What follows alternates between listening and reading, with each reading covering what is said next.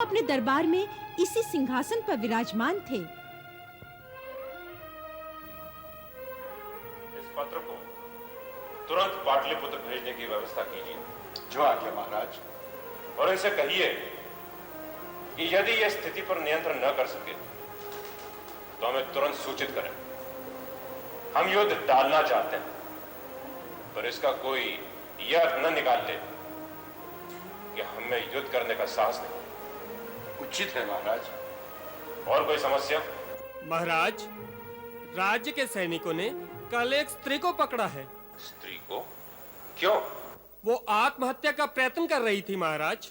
आत्महत्या? हमारे राज में कोई ऐसा सोचेगा इसकी हम कल्पना भी नहीं कर सकते। यह आत्महत्या करने वाले पे नहीं, हम पे कलंक है। कोई दुखिया स्त्री है महाराज। कैसा दुख? उस स्त्री को हमारे सम्मुख प्रस्तुत किया जाए।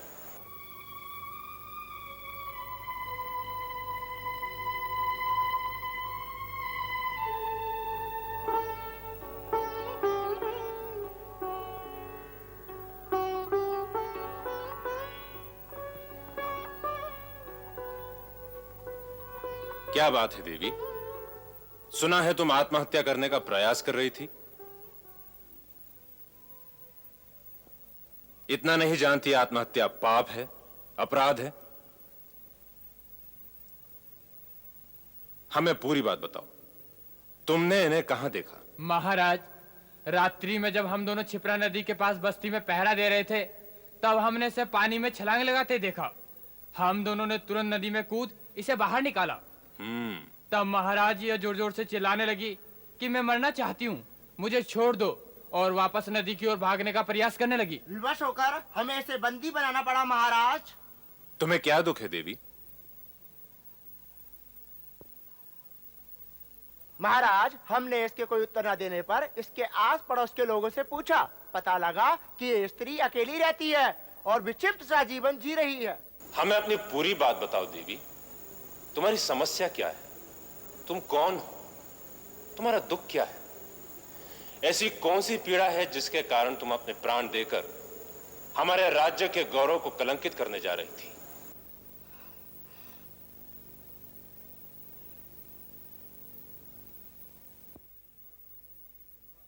इस समय तुम पृथ्वी के स्वामी, परम न्यायी सम्राट विक्रमादित्य के सामने खड़ी हो। राजा तो पिता के समान होता है। निसंकोच कहो, तुम्हारी क्या समस्याएं हैं?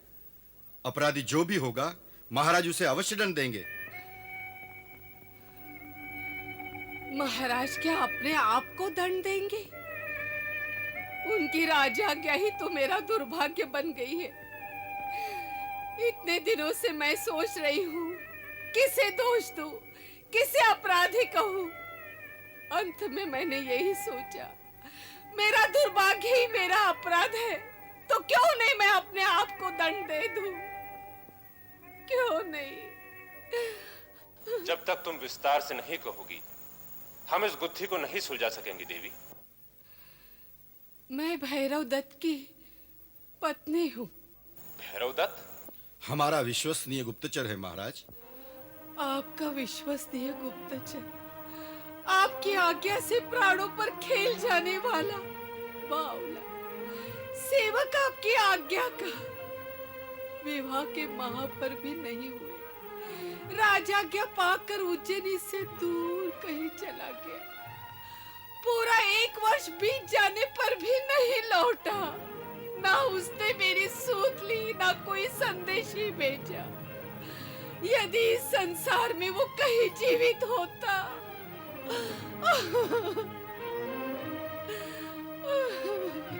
ऐसा अपशकुन मत बोलो देवी। वो विक्रमादित्य का सेवक है, उस पर उंगली भी उठाने वाले को कड़ा दंड मिलेगा। वो जहां भी है सुरक्षित है। कोई वर्ष भर पूर्व आपने प्रजा की स्थिति जानने तथा किसी अनहोनी घटना या षड्यंत्र की सूचना बटोरने सभी दिशाओं में अपने गुप्तचर भेजने की आज्ञा दी थी। भैरव दत्त को आपने दक्षिण की ओर समुद्र की सीमा तक भेजा था। शेष सारे आ गए, पर वो नहीं लौटा तो उसकी खोज करने का प्रयत्न किया गया या नहीं?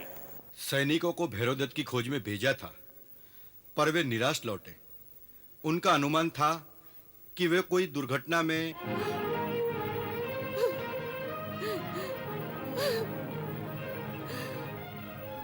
अब आप ही बताइए महाराज, मैं किसके सहारे जीऊं? किस लिए जीऊं? क्यों जीऊं? क्यों जीऊं मैं? चिंता ना करो, हम तुम्हारे अकेलेपन की पीड़ा को समझते हैं और इसमें हमारा क्या दोष हुआ यह भी हमें स्वीकार है। राजा होने के नाते हमारे अनुचरों की चिंता रखना और उन्हें संकट से बचाना हमारा कर्तव्य है। आज राखी का पर्व है, हम समझते हैं हमारी बहन हमारे घर आई, मेरी बहन हो। आज से इस राजमहल को अपना घर समझो। रहा भैरव दत्त के वापसी का प्रश्न, वो हमारी जिम्मेदारी है। उस वीर को पृथ्वी के किसी भी कोने से हम वापस लाएंगे। बहन को महल में ले जाओ।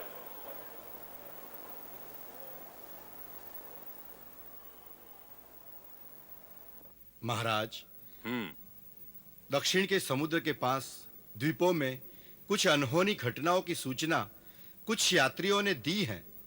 यूं तो आपके प्रताप से दक्षिण का पूरा मार्ग निष्कंटक है, फिर भी भैरव दत्त किसी रहस्य जाल में फंस सकता है।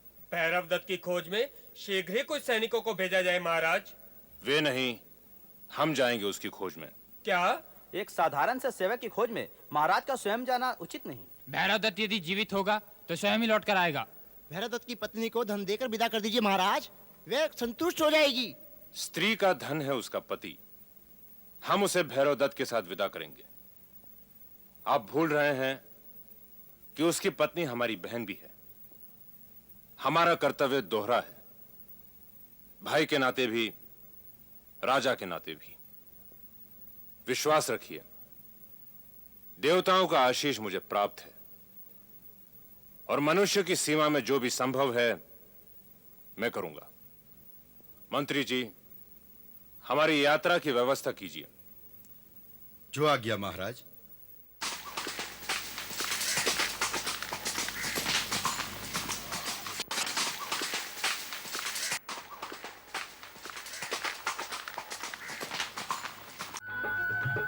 जय जय करुणाब्दे महादेव शंभु।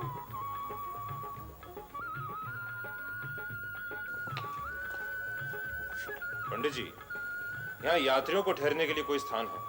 ठहरने के लिए कोई विशेष स्थान तो नहीं है। सागर दर्शन के लिए जो यात्री आते हैं वे यहीं मंदिर में ही ठहर जाते हैं। वर्ष भर पहले उज्जैनी से कोई युवक यहाँ के ठहरा था, भैरव दत्त था उसका नाम। नाम तो स्मरण नहीं, पर एक युवक यहाँ अवश्य आकर ठहरा था, उज्जैनी का ही था। उसी के खोज में मैं आया।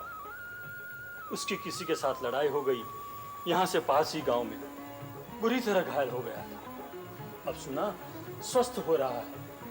कितना दूर है ये गांव? सागर किनारे किनारे चले जाओ तो कोई 6 कोस।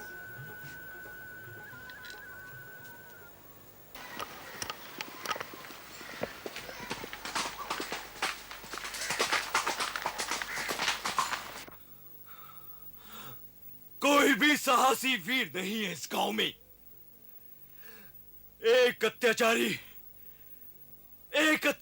अत्याचार कर रहा है और तुम सब अपनी आंखों से देखकर कुछ भी नहीं कर सकते। धिक्कार है ऐसे जीवन पर। हम क्या कर सकते हैं भैरव दत्त? जब तुम जैसा वीर उससे लड़कर विजय न पा सका तो हम कमजोर लोग क्या कर सकेंगे? वे दुष्ट उस द्वीप में रहते हैं। पूरी सेना बनाकर उन तक पहुंचने के लिए कितनी नावों की आवश्यकता होगी? है क्या हमारे पास इतनी नावें? और हमें क्या पता कि उनकी शक्ति कितनी है? द्वीप पर पहुंचने का अर्थ है अपनी मौत बुलाना। यह परम शक्तिशाली विक्रमादित्य का राज्य है और तुम सब प्रजा हो उनकी। अपने सम्राट का एक गुण तो होता तुम में। ठीक है, मैं ही लड़ूंगा उनसे जाकर। मेरे लिए एक नौका की व्यवस्था करो। मैं लड़ूंगा उससे।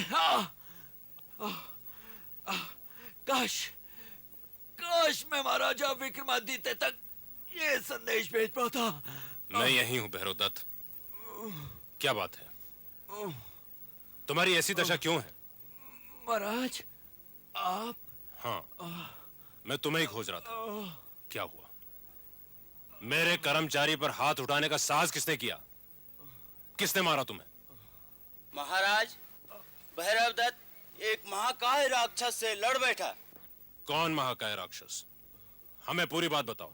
महाराज, आपने मुझे दक्षिण के सागर तट तक प्रजा की दशा और उसके सुख दुख के समाचार जानने भेजा था। मैंने पाया कि सर्वत्र संतोष है, संपन्नता है और प्रजा आपके गुण गाती है। पर ऐसे ही एक दिन मैं समुद्र किनारे बैठा था कि मैंने एक विचित्र दृश्य देखा।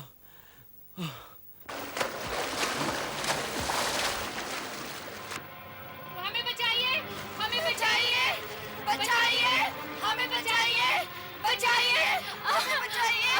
इस दुष्ट ने हमें अपने द्वीप पर कैद कर रखा है। हमें बचाइए, बचाइए, बचाइए, हमें बचाइए, बचाइए, बचाइए, बचाइए,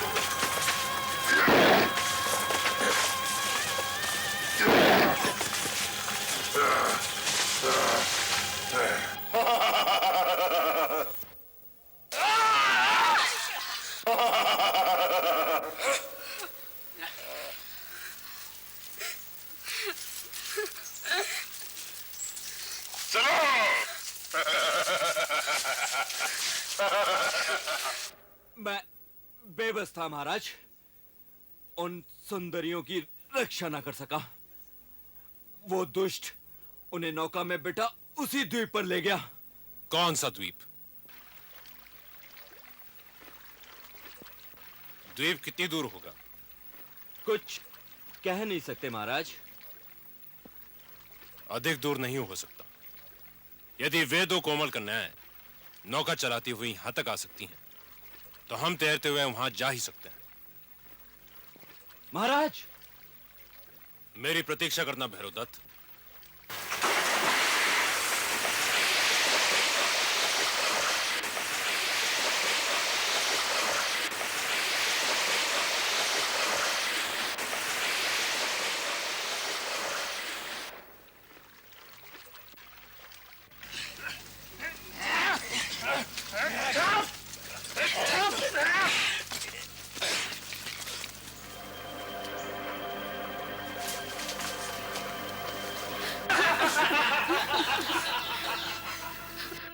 मुझे नहीं लगता कि शेष जीवन हमारा यहाँ से छुटकारा हो पाएगा।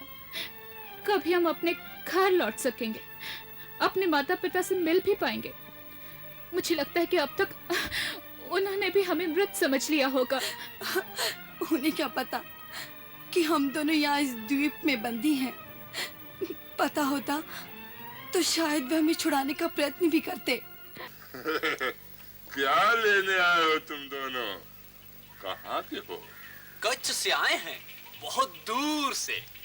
सब हमारे पास दूर दूर से आते हैं, और हमसे जो लेके जाते हैं ना, वह भी बहुत दूर का होता है। क्या चाहिए तुम्हें? नगर सेठ को दास दासियां चाहिए। मूल्य अधिक लगे कोई बात नहीं, पर वे अच्छे और गुणवान होने चाहिए।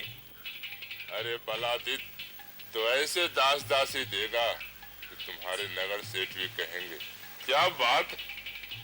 दो तो राजकुमारियां हैं, उनका अपहरण करने हम गए थे। उनका नाम सुनकर हमारा एक साथी भी मारा गया, पर ले ही आया आखिर। हो दम तो खरीद लो, गांठ में माल होना चाहिए। लाए हो ना? अरे पहले कुछ बतलाओगे भी या यूं ही बड़बड़ करते रहोगे? जाओ, दोनों को लेकर के आओ, और नहीं आए तो घसीटते लाना। जाओ जल्दी।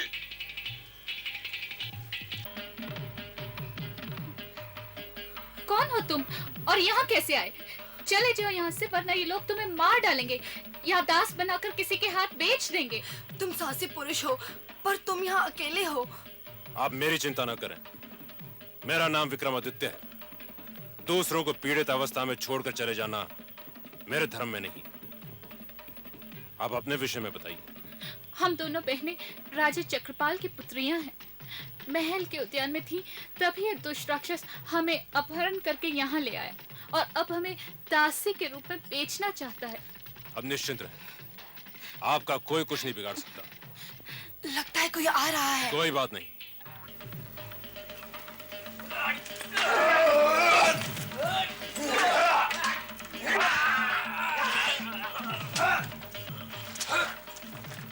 चलो। ये दोनों राजकुमारियां हमारे सामने आने के लिए श्रृंगार कर रही है लगता है। लजा रही होंगी हम दोनों परदेशियों के सामने आने से।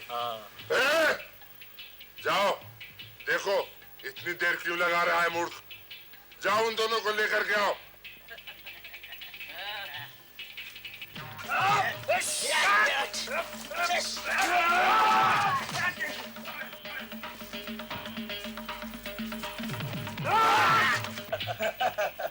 इसमें संदेह नहीं कि दोनों राजकुमारियां परम सुंदर होंगी। अरे जो जाता है वही कहो के रह जाता है। कहिए बलादित्य जी, यदि वे न आ रही हूँ तो हम ही चलें उन सुंदरियों के दर्शन को। कौन हो तुम? इस प्रश्न का उत्तर देने के पहले या बाद मुझे तो तेरी दुर्दशा करनी ही है।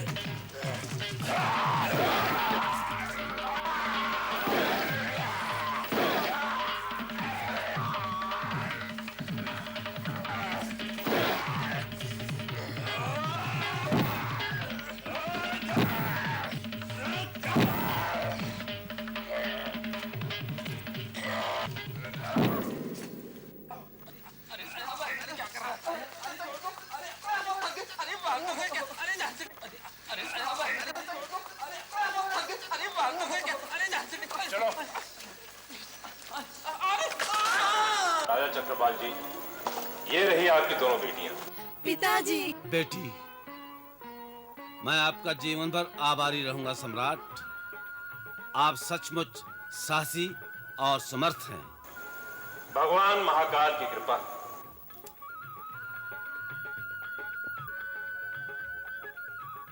कहते हैं वीरता की अनेक गाथाओं के मूल में किसी स्त्री की आंख के आंसू होते हैं। इसने तुम्हारे ना रहने पर बहुत कष्ट सहा है। मेरी बहन को सुख से रखना, और हां, तुम्हारी वीरता और साहस के लिए यह पुरस्कार।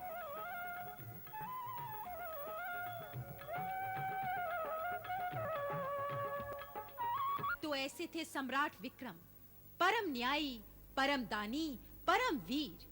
तू भी इस पृथ्वी का राजा है और विक्रमादित्य के सिंहासन पर बैठने की इच्छा रखता है, पर इस सिंहासन पर बैठकर तू विक्रमादित्य नहीं हो जाएगा। जरा सोच, विक्रम के गुणों का 10 मांस भी है तुझ में। इसकी हर पुतली का किस्सा